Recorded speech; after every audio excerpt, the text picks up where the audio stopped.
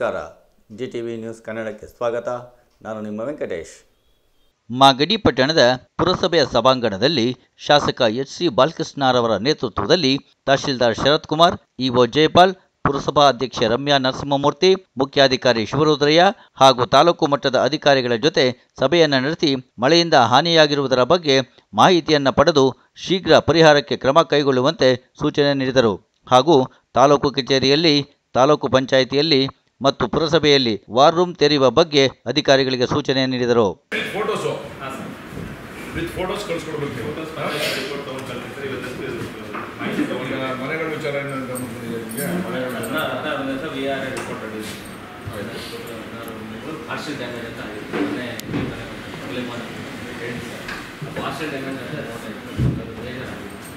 ಏನಾಗೈತಿ ಅದು ಹೊಡೆಸಿ ಇದು ಫೋಟೋ ನೀವೊಂದು ಕೆಲಸ ಮಾಡಿ, ಸೋಷಿಯಲ್ ಮೀಡಿಯಾ ಇದನ್ನು ಮಾಡಿ.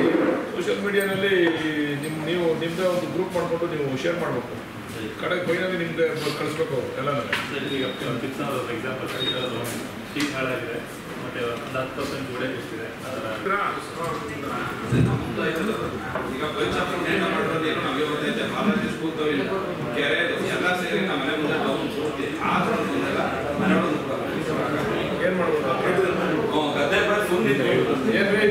ಇದಕ್ಕೆ ಒಂದು 5-6 ಅಡಿ ಇನ್ನೂ ಜಾಸ್ತಿ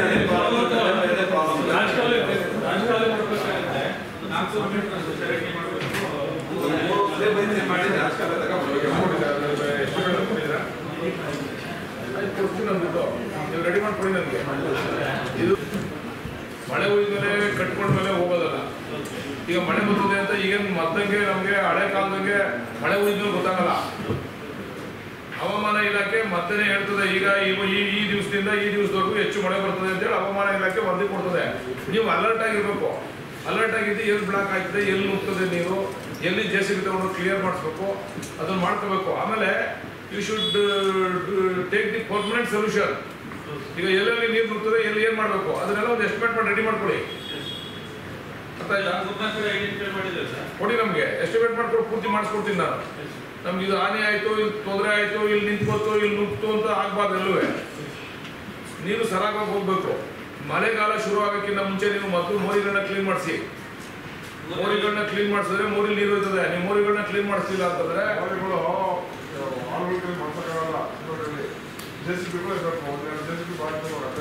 ಮಾಡ್ರಿ. ಬೇಸಿಗೆ ನೀವು ಮಳೆಗಾಲ ಯಾವ್ದು ಪ್ರಾಬ್ಲಮ್ಗಳು ಎಲ್ಲ ಸರಿ ಮಾಡಿ ಏನ್ರಿ ಸಾಹೇಬ್ರೆ, ನೀರು ಕೂಡ ಹೋಗಂಗ್ ಮಾಡಿ. ನೀವು ಆಮೇಲೆ ಮೋರಿಗಳನ್ನ ಅದನ್ನ ಮಾಡೋಣ, ನಾವು ವಿಸಿಟ್ ಮಾಡಿ ನೀವು ಕೌನ್ಸಿಲ್ ಇಮಿಡಿಯೇಟ್ ಆಗಿ ಕರ್ಕೊಂಡೋಗಿ. ಆಮೇಲೆ ಒಂದು ಇದನ್ನ ಓಪನ್ ಮಾಡಿ, ನೀವು ವಾರ್ ರೂಮ್ ಓಪನ್ ಮಾಡಿ. ವಾರ್ ರೂಮ್ ಫೋನ್ ಮಾಡಿ ಕಂಪ್ಲೇಂಟ್ ಬಂದ ತಕ್ಷಣ ನಿಮ್ಗೆ ಅವರು ಇಮಿಡಿಯೇಟ್ ಆಗಿ ನಿಮ್ಗೆ ಮೆಸೇಜ್ ಬರಬೇಕು. ನಿಮಗೆ ಹೆಲ್ತ್ ಇನ್ಸ್ಪೆಕ್ಟರ್ಗಳಿಗೆ ಆಮೇಲೆ ಅವರು ಇಂಜಿನಿಯರ್ಗೆ ಮೆಸೇಜ್ ಹೋಗ್ಬೇಕು. ಮೆಸೇಜ್ ಹೋದ ತಕ್ಷಣ ನೀವು ಯಾರೋ ಒಬ್ಬರು ಸ್ಪಾಟ್ ಹೋಗಿ, ನಮ್ಮೂರು ಇರ್ತಾರೆ, ಅದಕ್ಕೆ ಕೌನ್ಸಿಲರ್ ಇರ್ತಾರೆ, ಅಧ್ಯಕ್ಷರು ಇರ್ತಾರೆ, ಇವರು ಇರ್ತಾರೆ, ಉಪಾಧ್ಯಕ್ಷರು ಕರ್ಕೊಂಡೋಗಿ, ಸ್ಥಾಯಿ ಸಮಿತಿಯವರು ಇರ್ತಾರೆ. ನೀವು ಒಂದು 4 ವಾರ್ಡ್ 5 ವಾರ್ಡ್ ನೀವು ಹಂಚ್ಕೋಬೇಕು. ನೀವು ಹಂಚ್ಕೊಂಡು ನೀವು ಇನ್ವೆಸ್ಟ್ ಸ್ಪಾಟ್ಗೆ ಹೋಗ್ಬೇಕು. ನೀವು ಸ್ಪಾಟ್ಗೆ ಹೋಗಿ ನೋಡಿ, ಅಲ್ಲಿ ಏನಾದ್ರು ಸಮಸ್ಯೆ ಇದೆ ನಮ್ಮ ಕೌನ್ಸಿಲರ್ ಹತ್ರ ಮಾತಾಡಿ ಸಮಸ್ಯೆ ಇದ್ರೆ ಕ್ಲಿಯರ್ ಮಾಡಿಸ್ಬೇಕು.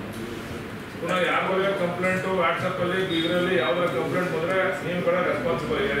ಕಂಪ್ಲೇಂಟ್ ಬರ್ತದೆ, ಆದರೆ ಅಟೆಂಡ್ ಮಾಡಿ. ಅಟೆಂಡ್ ಮಾಡದೆ ಬಿಡಬೇಡಿ ಅಷ್ಟೇ. ಕಂಪ್ಲೇಂಟ್ ಬರ್ತದೆ, ಅಟೆಂಡ್ ಮಾಡದೆ ಬಿಡಬೇಡಿ. ಅಧಿಕಾರಿಗಳು ದಯಮಾಡಿ ಅಲರ್ಟ್ ಆಗಿರಬೇಕು. ತಹಶೀಲ್ದಾರ್ MIಗೆ ರಾಜಕಾಲುವೆಗೆ, ನಮ್ಮ ಗೌರಮ್ಮನ ಕೆರೆ ರಾಜಕಾಲುವೆಗೆ ಈಗಾಗಲೇ ಅಮೌಂಟ್ ಬಹುಶಃ ಇನ್ನೊಂದು ತಿಂಗಳಲ್ಲಿ ಬಿಡುಗಡೆ ಆಯ್ತದೆ. ಎಷ್ಟು ಕೋಟಿನೇ ಅದು? 60 ಕೋಟಿ, 56 ಕೋಟಿ ವೆಚ್ಚದಲ್ಲಿ ನಮ್ಮ ಗೌರಮ್ಮನ ಕೆರೆ ಮುಖಾಂತರ ಹೋಗ್ತದಲ್ಲ ರಾಜಕಾಲುವೆ, ನಮ್ಮ ಇದಕ್ಕೆ ಭರ್ಗಾವತಿ ಕೆರೆಗೆ, ಅದು ಸಂಪೂರ್ಣವಾಗಿ ಮಾಡಬೇಕು ಅಂತ ಕೊಟ್ಟಿದ್ದೀವಿ. ಅದು ಮೋಸ್ಟ್ಲಿ 99 ಭಾಗ ಅಪ್ರೂವಲ್ ಹೋಗಿದೆ. ಅದಲ್ಲದೆ ನಮ್ಮ IDSMT ಲೇಔಟಿಂದ ಒಂದು ಕೆಳಗಡೆ ಬರ್ತದಲ್ಲ ನೀರು, ಹೊಸಪೇಟೆ ಕಡೆಯಿಂದ ಒಂದು ಬರ್ತದಲ್ಲ, ಅದಕ್ಕೆ 6 ಕೋಟಿ ಅಲ್ವೇನೆ, 6.5 ಕೋಟಿಗೆ ಒಂದು ಎಸ್ಟಿಮೇಟ್ ಕೊಟ್ಟಿದ್ದೀವಿ. ಅದನ್ನು ಅಪ್ರೂವ್ ಮಾಡ್ಕೊಡ್ತೀವಿ ಅಂತ ನಮ್ಮ MI ಮಿನಿಸ್ಟ್ರು ಹೇಳಿದ್ದಾರೆ. ಬಹುಶಃ ರಾಜಕಾಲುವೆಗೆ ಇನ್ನೊಂದು 2 ವರ್ಷದ 3 ವರ್ಷಗಳಲ್ಲಿ ಮುಕ್ತಿ ಕಾಣಿಸ್ತೀವಿ. ಟೌನ್ ಒಳಗಡೆ ಎಲ್ಲ ಕಡೆ ರಾಜಕಾಲುವೆಗಳು ಮಾಡಿ ನೀರು ಸುಲಲಿತವಾಗಿ ಹರಿಯೋದಕ್ಕೆ ಒಂದು ಅವಕಾಶ ಮಾಡ್ತೀವಿ. ಕೃಷಿ ಇಲಾಖೆ ಮುಂದೆ ಅದನ್ನು ಸೇರಿಸ್ಕೊಂಡಿದ್ದೀವಿ. 6.5 ಕೋಟಿನೆಲ್ಲ ಅದನ್ನು ಎಲ್ಲ ಸೇರಿಸಿದ್ದೀವಿ. ಎಲ್ಲೆಲ್ಲಿ ನೀರು ಜಾಸ್ತಿ ಹರಿತದೆ ಅವೆಲ್ಲವನ್ನು ಕೂಡ ತೆಗೆದುಕೊಂಡಿದ್ದೀವಿ. ಮಳೆಯಿಂದ ಭಾಳಷ್ಟು ಅನಾಹುತಗಳಾಗ್ತಾ ಇದ್ದಾವೆ ತಾಲೂಕಿನಲ್ಲಿ. ಅದಕ್ಕೆ ಅಧಿಕಾರಿಗಳು ಡಿಸಾಸ್ಟರ್ ಮ್ಯಾನೇಜ್ಮೆಂಟ್ ಅಂತ ಒಂದು ಸಭೆ ಕರಿಬೇಕು ಅಂತಕ್ಕಂಥದ್ದು. ಅದಕ್ಕೆ ನಮ್ಮ ತಹಶೀಲ್ದಾರರೇ ಅಧ್ಯಕ್ಷರಾಗಿದ್ದಾರೆ. ಅದಕ್ಕೆ ಎಲ್ಲ ಅಧಿಕಾರಿಗಳನ್ನ ಕರೆದು ಸಂಬಂಧಪಟ್ಟಂಥ ವಿಚಾರಗಳನ್ನ ಆ ಅಧಿಕಾರಿಗಳು ಅಲ್ಲೇ ಹೋಗಿ ಸ್ಥಳಕ್ಕೆ ಹೋಗಿ ಪರಿಶೀಲನೆ ಮಾಡಿ ವರದಿ ಕೊಟ್ಟು ಜಿಲ್ಲಾಧಿಕಾರಿಗಳಿಗೆ ನಾವು ಅದನ್ನು ಅಲರ್ಟ್ನೆಸ್ ತೊಗೊಂಡು ಕೆಲಸ ಮಾಡಬೇಕು ಅಂತಕ್ಕಂಥ ವಿಚಾರವಾಗಿ ನಾವು ಇವತ್ತು ಮೊದಲನೇ ಮೀಟಿಂಗನ್ನು ಮಾಡಿದ್ದೀವಿ. 16 ಮನೆಗಳು ಅರ್ಧಂಬರ್ಧ ಡ್ಯಾಮೇಜ್ ಆಗಿರೋ 16 ಮನೆಗಳು. ಈಗ ಚರಂಡಿ 22 ಹೋಗಿದೆ. ಪಂಚಾಯತಿ ವೈಸ್ ರಿಪೋರ್ಟ್ ಇದೆ ಇಲ್ಲಿ. ಅದರಲ್ಲಿ ಮಾದಗಣ್ಣಹಳ್ಳಿ ಕಲ್ಯಾಣದಲ್ಲಿ ಒಂದೊಂದು ಕಡೆ ಚರಂಡಿ ಹೋಗಿದೆ. ಕಾಳರಿ ಕಾವಲಲ್ಲಿ 3 ಭಾಗದಲ್ಲಿ ಚರಂಡಿ ಕಿತ್ಕೊಂಡು ಹೋಗಿದೆ. ಉಳ್ಳೇನಹಳ್ಳಿನಲ್ಲಿ 13 ಕಡೆ ಹೋಗಿದೆ. ಮಾಡಬಳ್ಳಲ್ಲಿ 4 ಕಡೆ. ಅಂದರೆ ಇವೇನು ಅಂತಂದರೆ ನೀರು ಸರಾಗವಾಗಿ ಹೋಗದೆ ಅದು ಚರಂಡಿಯಿಂದ ರಸ್ತೆಗೆ ಬರ್ತಾ ಇರ್ತಕ್ಕಂಥ ವಿಚಾರವಾಗಿ ಇದನ್ನೆಲ್ಲ ಕೂಡ ಮಾಹಿತಿ ಕೊಟ್ಟಿದ್ದಾರೆ. ಮನೆಗಳು 16 ಮನೆಗಳು ಪಾರ್ಷಿಯಲ್ ಡ್ಯಾಮೇಜ್ ಆಗಿದ್ದಾವೆ. ಸೀಗೆಕುಪ್ಪೆನಲ್ಲಿ 2 ಆಗಿದೆ, ತಿಪ್ಸಂದ್ರದಲ್ಲಿ 5 ಆಗಿದೆ, ಮಾದಗಣ್ಣಹಳ್ಳಿನಲ್ಲಿ 2 ಆಗಿದೆ, ಚಿಕ್ಕಮುದಗೆರೆ ಪಂಚಾಯತಿನಲ್ಲಿ 5 ಆಗಿದೆ, ಚಿಕ್ಕಹಳ್ಳಿನಲ್ಲಿ 1 ಆಗಿದೆ, ಶ್ರೀಗಿರಿಪುರದಲ್ಲಿ 1 ಆಗಿದೆ. ಒಟ್ಟು 16 ಡ್ಯಾಮೇಜ್ ಆಗಿದ್ದಾವೆ.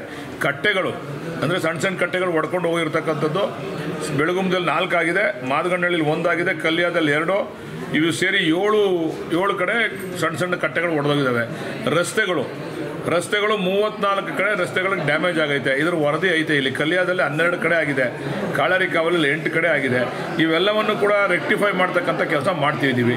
ಎಸ್ಟಿಮೇಟ್ ಮಾಡಿಸಿ ತರಿಸಿ ಅದಕ್ಕೆ ಹಣ ಮಂಜೂರಾತಿ ತಗೊಂಡು ರೆಕ್ಟಿಫೈ ಮಾಡ್ತಕ್ಕಂಥ ಕೆಲಸ ಮಾಡ್ತೀವಿ.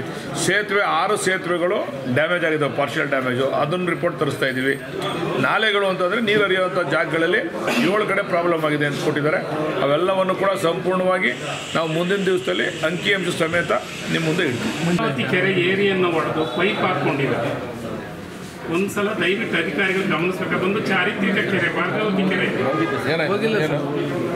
ಒಂದು ನಿಮಿಷ ಅವ್ರು ಹೇಳಕ್ಕೆ ಅವಕಾಶ ಕೊಡಿ. ಮಾಧ್ಯಮ ಸ್ನೇಹಿತರು ಹೋಗಿದ್ದೀವಿ ಅಂತ ಅವ್ರು ಹೇಳ್ತಾವ್ರೆ. ನೀವು ಹೋಗಿದ್ರ? VARI ಹೋಗೋದು ಬೇಡ. ನೀವು ನಾಳೆ ನೀವೇ ಖುದ್ದು ಹೋಗಿ ಅಲ್ಲಿ ಮಾಧ್ಯಮದವ್ರು ಬರ್ತಾರೆ. ಅಲ್ಲಿ ಏನಾಗಿದೆ ಸಮಸ್ಯೆನ ಅರ್ಥ ಮಾಡಿಕೊಂಡು ಅಲ್ಲಿ ಕೆಲಸ ಮಾಡಿ. ಈಗ ಅದನ್ನು ನಾಳೆ ತಹಶೀಲ್ದಾರ್ ಸ್ಥಳಕ್ಕೆ ಹೋಗ್ತಾರೆ. ತಾವು ಕೂಡ ಅಲ್ಲಿ ಹೋಗ್ಬೋದು. ನೀವು ಅಲ್ಲಿ ಏನೈತೆ ವರದಿ ತೊಗೊಂಡು ಯಾರಾದರೂ ಕೂಡ ಆ ಥರ ಮಾಡಿದರೆ ಅವ್ರ ಮೇಲೆ ಏನು ಕ್ರಮ ತೊಗೋಬೇಕು ಅದನ್ನು ಯಾವ ರೀತಿ ಸರಿಪಡಿಸ್ಬೇಕು ಮಾಡ್ತೀವಿ. ಶುರು ಆಗಿದೆ, ಯಾವಾಗಿಂದ ಅಲ್ಲ, ಶುರು ಆಗ್ಬಿಟ್ಟಿದೆ. ಕೆಲಸ ಮಾಡ್ತಾವ್ರಾಗಲೇ ಕೆಲಸ ಮಾಡ್ತಾ ಇದ್ದಾರೆ. ಈಗ ಆ ರಸ್ತೆ ಕೂಡ ಆಗಿದೆ. ವೀರೇಗೌಡ ದೊಡ್ಡಿ ಟು ಮಂಚಮೇಲೆ ರಸ್ತೆ ಇವತ್ತು ಟೆಂಡರ್ ಫೈನಲ್ ಆಯಿತು. ಈಗ ಮುಂದಿನ ತಿಂಗಳಲ್ಲಿ ಅದನ್ನು ಕೂಡ ಪೂಜೆ ಮಾಡ್ತಾ ಇದ್ದೀವಿ. ಬ್ರಿಡ್ಜು ಮತ್ತು 8 ಕೋಟಿ ವೆಚ್ಚದಲ್ಲಿ ಮಂಚಿನ ಬೆಲೆಯಿಂದ ನಮ್ಮ ವೀರೇಗೌಡ ದೊಡ್ಡಿ ಮುಖ್ಯ ರಸ್ತೆಗೆ 8 ಕೋಟಿ ವೆಚ್ಚದಲ್ಲಿ ಆಗಿದೆ. ಅದು ದಬ್ಗುಳಿ ಮುಖಾಂತರ ಮಾಡಿದ್ದೀವಿ.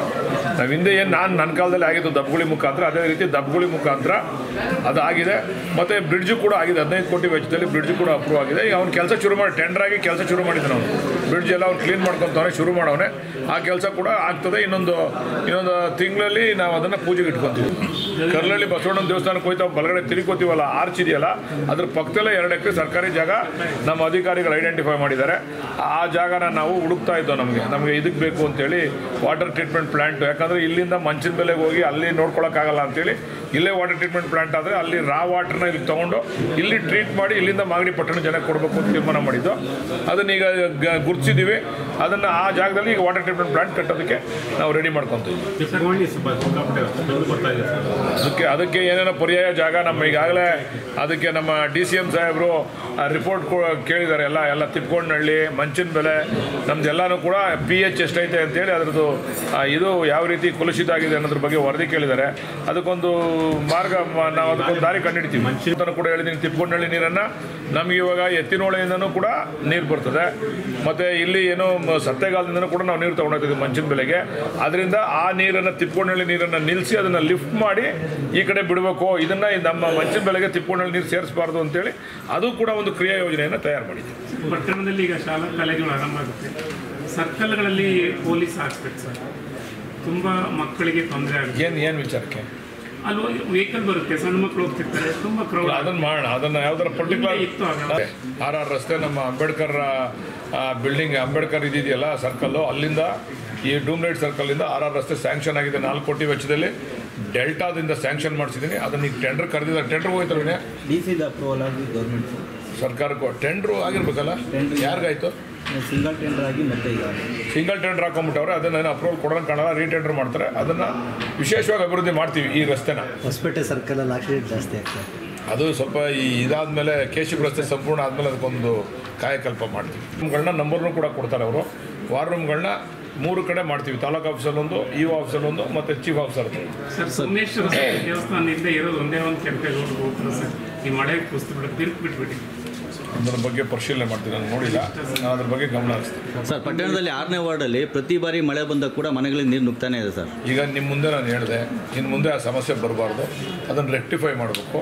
ಎಲ್ಲಿ ನೀರು ನುಗ್ಗುವಂಥ ಸಮಸ್ಯೆ ಇದೆ ಅದನ್ನು ಎಲ್ಲಿ ಮೋರಿ ಮಾಡಬೇಕು ಅಂತೇಳಿ ಈಗಾಗಲೇ ಇಂಜಿನಿಯರ್ಸ್ ಹೇಳಿದ್ದೀನಿ. ಅದನ್ನು ನೋಡಿ ನಮಗೆ ಕೊಟ್ಟು ಅದನ್ನು ನಮಗೆ ಮಾಹಿತಿ ಕೊಟ್ಟರೆ ಅದನ್ನು ಸಂಪೂರ್ಣವಾಗಿ ಪ್ರತಿ ವರ್ಷವೂ ಕೂಡ ಅದು ಅಟೆಂಡ್ ಮಾಡ್ದಂಗೆ ಅದನ್ನು ಕ್ಲಿಯರ್ ಮಾಡಿ ಕೊಡ್ತೀವಿ. ನಮ್ಮ ಜವಾಬ್ದಾರಿ. ಸರ್, ಪಟ್ಟಣದಲ್ಲಿ CC ಕ್ಯಾಮ್ರಾ ಕೂಡ ಅಳವಡಿಕೆಗೆ ಅವಶ್ಯಕತೆ ಇದೆ ಸರ್. ಸ್ವಲ್ಪ ಸರ್ಕಲ್ ಎಲ್ಲ ಆಗ್ಬಿಡ್ಲಿ ಅಂತ, ರೋಡ್ಗಳೆಲ್ಲ ಕಂಪ್ಲೀಟ್ ಆಗಲಿ ಅಂತ ಕಾಯ್ತಾ ಇದ್ದೀವಿ. ರೋಡೆಲ್ಲ ಆದ ತಕ್ಷಣವೇ ನಾವು CC ಕ್ಯಾಮ್ರಾಗಳನ್ನ ಎಲ್ಲೆಲ್ಲ ಹಾಕ್ಬೇಕು ಅಲ್ಲೆಲ್ಲ ಮಾಡಿ. ಇದು ಇವತ್ತಿನ ಮಾಗಡಿಯ ಸುದ್ದಿ ಸಮಾಚಾರ. ನಿರಂತರ ಸುದ್ದಿ ಸಮಾಚಾರಕ್ಕೆ ವೀಕ್ಷಿಸಿ ನಿಮ್ಮ GTV ನ್ಯೂಸ್ ಕನ್ನಡವನ್ನು. ವಂದನೆಗಳು.